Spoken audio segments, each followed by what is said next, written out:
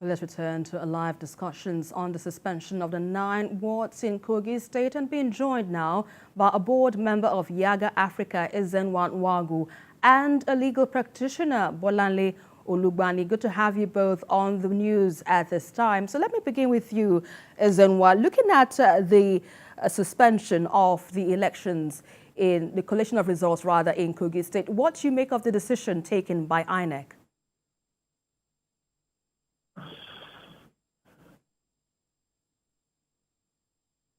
All right, let me quickly come to you now, Bolanle. What do you make of the decision of INEC, and what provision of the electoral law now would you say this will be hinged on this infraction? Well, I think, thank you for having me. I think that INEC took a preemptive decision to guarantee the credibility of the polls.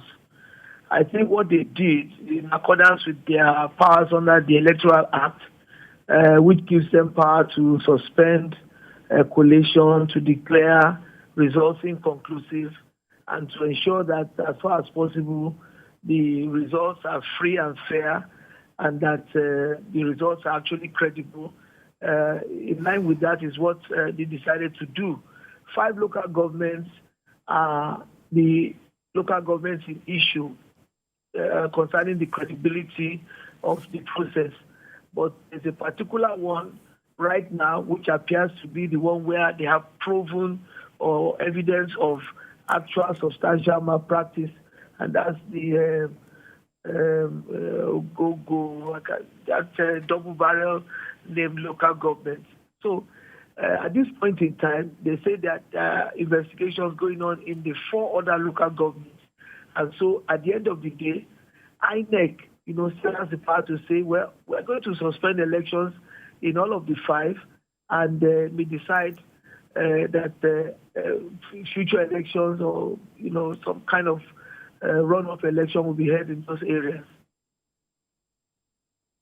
And from INEC's release now, it says more allegations are still being investigated. Now, do you think INEC should wait to conclude investigation to determine the margin of the lead? What are your thoughts on this?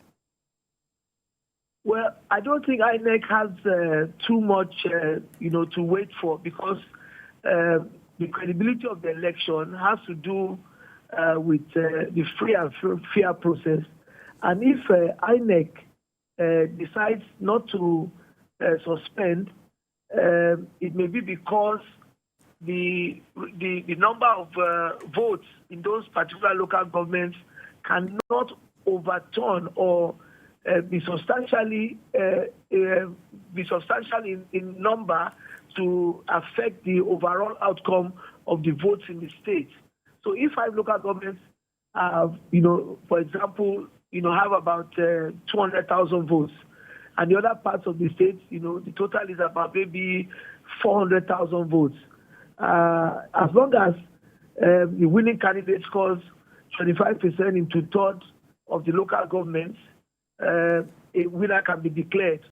But if INEC feels that where the malpractices are occurring right now, the number of votes there is substantial enough to affect the overall outcome, then they will have to do what they are doing now, suspend the votes, and ensure that some kind of rerun is done, to eventually be able to declare final results. All right, let me quickly ask you this before we move on to our next guest. What's your impression of INEC responding to the candidates' outcry? What do you make of what has happened so far? Well, I think that INEC has done commendably well, because in the past, such hue and cry, they have just been consigned to, the response that maybe the candidates were just belly aching, and that there was no credit. But INEC is actually taking steps, on the ground, minute by minute, real time, to see that these complaints, are actually investigated, and to ensure that whatever comes out as results, are actually credible. So INEC should be commended for that. And the impression being created is that INEC is on top of this game, on top of their game as far as the conduct of the elections in Kogi State. All right, let me quickly move on to our next guest, a board member of Yaga Africa, Ezenwa Nwagu. Good to have you on the news at this time. So let me quickly ask you this on the suspension of election in Kogi, 9 wards in Kogi, and of course the collation of results in Kogi. What do you make of this decision taken by INEC? Well, thank you very much for having me. I think it's very important that INEC is proactive in responding to the shenanigans that we have seen politicians put out in Ogori, Magongo and those other local governments where we've seen suspension of elections. It's very clear that if the level of infraction has taken place, then it's important that the election be suspended. And this audit trail that they talk about is carried out.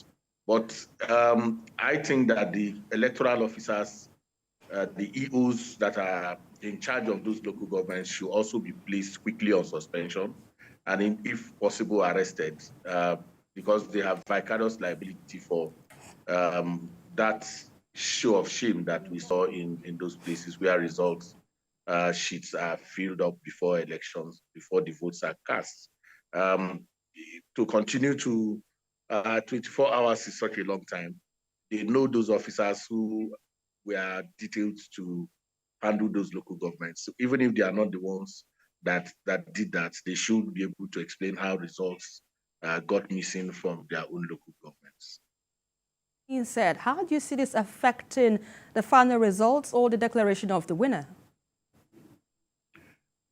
Well, it depends on the margin of lead. If the number of votes that are affected in those local governments substantially affected, no returns will be made. It could lead to perhaps cancellation of those elections, and then maybe a rerun in those places. But until this audit trail is completed, we may not be able to make a call on that. And what more do you think INEC can do now to punish culprits, especially if INEC officials are complicit? What do you make of this? Well, I think also that it's also the responsibility of security agents. You've heard them say they mobilize this humongous number of operatives. And you know the Interagency Consultative Committee on Election Security comprises of even the DSS. I think there's also a failure of intelligence. If you have the DSS and all the other people playing in that theater, and as we speak now, no serious arrests have been made, then is a challenge. It's the responsibility of INEC to conduct elections, but it is the responsibility of other stakeholders, including the security agencies, to provide the enabling environment for this to happen. And as always, most of the questions you're asking me is what will INEC do? We need to call out the politicians who are involved in the issue of shame. We need to put their legs on the fire. We need to continue to interrogate why they continue to be absent from, conversations that are around free, fair, credible, acceptable elections. And INEC officials will be compromised security officials will be compromised by these unscrupulous politicians and their collaborators within INEC. So the broom has to sweep a bit wider. We want to know those who compromise them as well. And that is why you have the ICES, the Interagency Consultative Committee on Election Security, which the police is leading, but which has these components of intelligence, the DSS and the rest of them. We should see what their own role in the ICES is about at this point in time. It has to come out clear for us as a people. All right, thank you so much for your time with us and your insights on the news. This evening, Ezenwa Nwagu, Yaga, a board member of Yaga Africa and a legal practitioner.